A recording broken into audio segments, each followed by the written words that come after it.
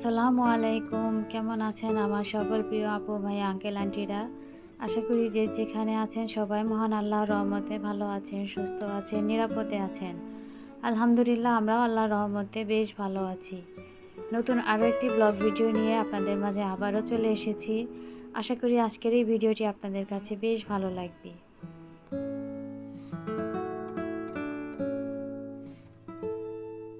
তো আজকের ভিডিওটি রাত থেকে শুরু করেছি। আর এই যে দেখেন রাতের বেলায় মাছ নিয়ে এসেছে। আসলে ও মাঝে মাঝে এরকম করে, রাতের বেলায় দেখা যায় মাছ নিয়ে আসে। আমার কিন্তু প্রচণ্ড রাগ হয় যে আসলে এই মুহূর্তে কি মাছ কাটা কি সম্ভব। তো কি আর করা যাবে, মাছ কেটেই নিয়ে এসেছে, বড় রুই মাছ নিয়ে এসেছে। আর রুই মাছগুলো কেটে নিয়ে এসেছে আর সাথে 2টা ইলিশ মাছ নিয়ে এসেছে।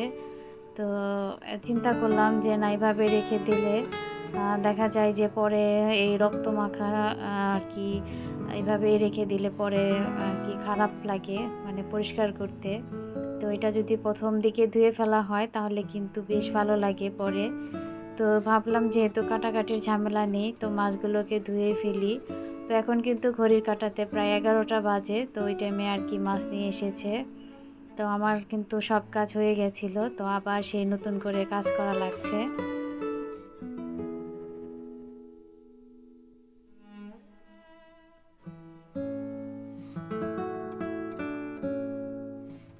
তো 3-4টা রুই মাছ ছিল, তো রুই মাছগুলো কেটে নিয়ে এসেছে। তো সাথে যে 2-1টা আর কি মাছের আঁশটে থাকে, তো সেগুলোকে আমি একটু পানি দিয়ে তুলে নেওয়ার চেষ্টা করছিলাম। এতে করে দেখা যাবে যখন আমি রান্না করব তখন কিন্তু অনেকটাই আর কি সময় বাঁচবে।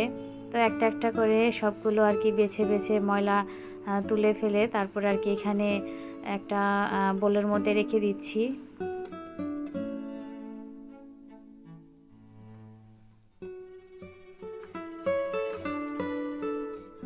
তো আমার হাজবেন্ড কিন্তু ছোট মাছ খুব পছন্দ করে, কিন্তু আসলে কাটার ঝামেলার জন্য তাকে আনতে নিষেধ করি।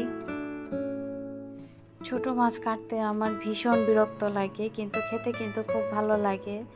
তো যাই হোক, আবার বাচ্চারাও ছোট মাছ খেতে পারে না, তো ওদের জন্য আসলে বড় মাছ আনতে হয়।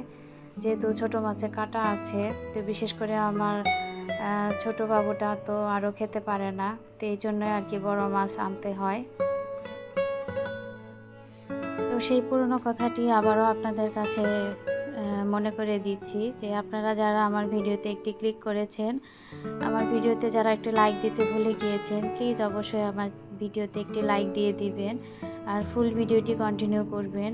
আর যারা আমার চ্যানেলে আজকে নতুন এসেছেন, আমার ভিডিওর কোনো অংশ যদি আপনার কাছে একটু ভালো লেগে যায় তাহলে প্লিজ অবশ্যই আমার চ্যানেলটিকে সাবস্ক্রাইব করে দিবেন। আর চ্যানেলটি সাবস্ক্রাইব করে পাশে থাকা বেল বাটনটি অবশ্যই অন করে দিবেন। এতে করে আমি যখন কোনো নতুন ভিডিও দেব আপনার কাছে নোটিফিকেশন চলে যাবে আর আপনি সময় মতো দেখে নিতে পারবেন। তো ওইদিকে রুই মাছটা একটা ধোয়া দিয়েছি, তো আর একটা ধোয়া দিব। তো চিন্তা করলাম যে আগে ইলিশ মাছটা রেখে দে, কারণ ইলিশ মাছটা নরম হয়ে যাবে। তো চিন্তা করলাম যে যেহেতু মাছ দুটো, তো আর আঁশটেগুলো একটু নরম হয়ে আছে, তো এই সুযোগে আঁশটেগুলো শুধু ফেলে রাখি। আমি আসলে নর্মালি ইলিশ মাছ ফ্রিজে রাখলে কোনো কিছুই কেটে রাখি না, কারণ কেটে রাখলে আমার কাছে মনে হয় যে ইলিশ মাছের যে একটা ফ্লেভার থাকে, যে গন্ধটা থাকে, সেটা চলে যায়। তো এই জন্য আর কি আমি সব মানে আঁশটে সহই রাখি। কিন্তু আজকে চিন্তা করলাম যে না, যেহেতু দুটো ইলিশ মাছ, তো আমি আঁশটেগুলো ফেলেই দিই। আর মাছ কাটতে গেলে আমার হাত কাটবে না তা কি হয়? তো এই যে দেখেন আমার হাত কিন্তু কেটে গেছে, একটু আগে কিন্তু আপনাদেরকে দেখিয়ে দিলাম। তো যাই হোক, এই তো আমি মাছগুলোর আঁশটে ফেলে দিয়েছি, কিন্তু যে বক্সে রাখবো আঁশটের কারণে আর কি লেজের কারণে আর কি রাখা যাচ্ছে না। তো ভাবলাম যে লেজটা ফেলে দেই, তাহলে ভালোভাবে রাখা যাবে। আর এই যে দেখেন লেজ ফালানোর ফলে কিন্তু আমার বক্সের মধ্যে এখন সুন্দরভাবে রাখা গেছে। তো তো আবারও এই যে রুই মাছটা আবারও পানিতে দিয়ে ভালো করে একটু ধুয়ে নিচ্ছি। আর এখন আমি ছিদ্রযুক্ত ঝাঁকায় রেখে দেব, যাতে পানিগুলো একদম ঝরে পড়ে যায়। তো পানিগুলো একদম ঝরে পড়ে গেলে তারপর আবার আমি বক্সে তুলে রাখবো, কারণ পানি সহ রাখলে কিন্তু মাছের যে পানিটা, তো ওই পানি সহ কিন্তু বরফ হলে আবার মাছ নরম হয়ে যাওয়ার সম্ভাবনা থাকে। তো পানি একদম ছড়িয়ে ফেলে তারপর বক্সে রাখলে কিন্তু খুব ভালো হয়। তো এই যে আমি মাছ কিন্তু অনেকটা ভালোভাবে ধুয়ে নিয়েছি, আর এই যে এখন বক্সেও রেখে ঢাকনাটা ভালোভাবে আটকিয়ে এখন আমি ডিপ ফ্রিজে রেখে দেব। তো আসলে এইভাবে মাছ রাখলে কিন্তু অনেক সুবিধা, আর যখন রান্না করব তখন হয়তো একটা দুটো ধোয়া দিলেই হয়ে যাবে। আর এখন কিন্তু একদম রক্তও নেই, আর অনেকটাই পরিষ্কার হয়ে আছে। তো এটা হচ্ছে পরের দিন। তো পরের দিনে যে কাপড় চোপড়গুলো ধুয়ে দিয়েছিলাম সেগুলো কিন্তু শুকিয়ে গেছে। এখন আমি সব কাপড়গুলো ভাঁজ করে যার যার জায়গায় রেখে দেব। আর কাপড় চোপড় যদি সাথে সাথে ভাঁজ করে রাখা যায় তাহলে কিন্তু অনেকটাই প্লেন থাকে। তো আমি চেষ্টা করি যে বেলকনি থেকে কাপড় চোপড় আনার সাথে সাথে ভাঁজ করে রাখতে, যাতে কাপড়গুলো ভাঁজ না পড়ে, কারণ ইস্ত্রি দিতে আমার খুবই বিরক্ত লাগে। তো এই তো কাপড়গুলো ভাঁজ করা হয়ে গেছে, এখন আমি ওয়ার্ড্রপে রেখে দেব। তো কাপড় ভাঁজ করছি, এরই মাঝে মুষলধারে বৃষ্টি শুরু হয়ে গেছে। বাইরে কিন্তু প্রচুর বৃষ্টি হচ্ছে। তো একটু বারান্দায় গেলাম, এই যে আমার অর্কিড সুন্দরী, কি সুন্দর লাগছে মাশাল্লাহ, খুবই ভালো লাগছে। আসলে এরকম ফুল যদি সারা বছর পাওয়া যেত তাহলে কতই না ভালো লাগতো। তো বাইরে কিন্তু প্রচুর বৃষ্টি হচ্ছে। তো এখন রুমে এসে আবার যে কাপড়গুলো ভাঁজ করে রেখেছি সেগুলো আর কি ড্রয়ারে রেখে দিচ্ছি।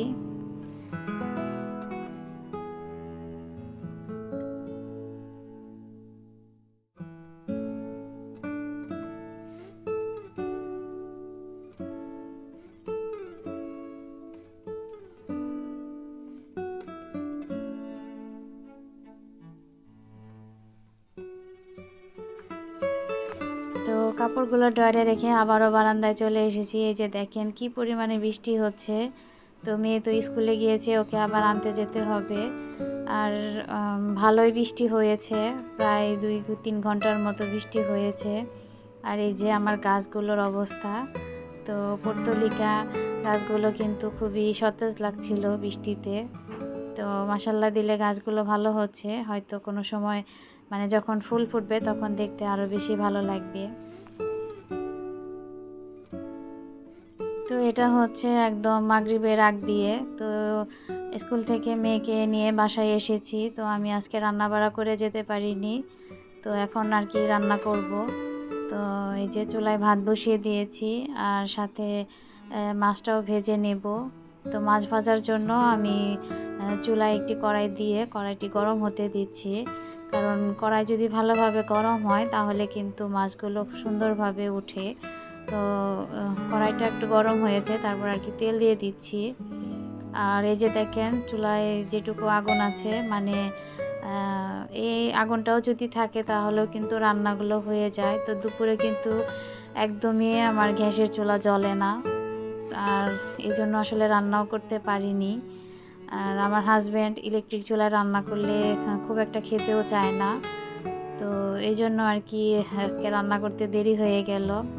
তো এই তো আমি মাছগুলোকে একটু হালকাভাবে ভেজে নিচ্ছি। তো আজকে রুই মাছ দিয়ে ধুন্দুল দিয়ে রান্না করব। তো পাশে ভাতটাও আমার ফুটে উঠেছে, তো আমি এখন মারগালতে দিয়ে দিব।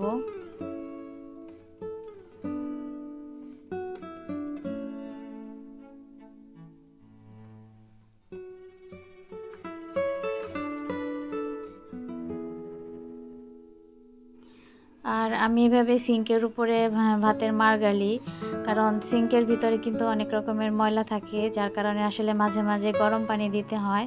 তো এভাবে মার গাললে কিন্তু গরম পানিটাও সিঙ্কের ভিতরে যায়, এতে করে পাইপটাও কিন্তু ক্লিয়ার থাকে। আর এই যে আমি এখানে ধুন্দুলগুলো কেটে রেখেছি, তো ওগুলোকে বসিয়ে দেব।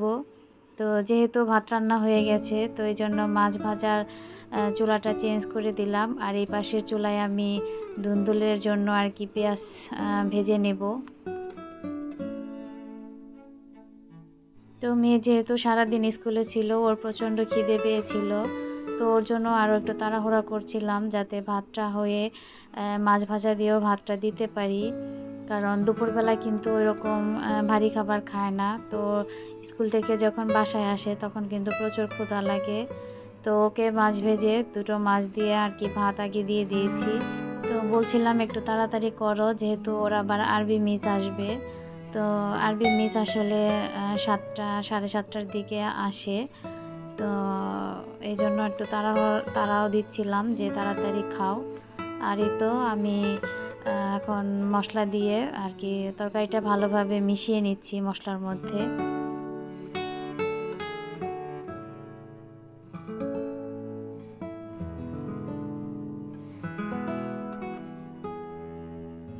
আর এই যে আমি এখন তরকারিতে মাছও দিয়ে দিচ্ছি। তো মাছের এখানে 4 পিস হয়েছে।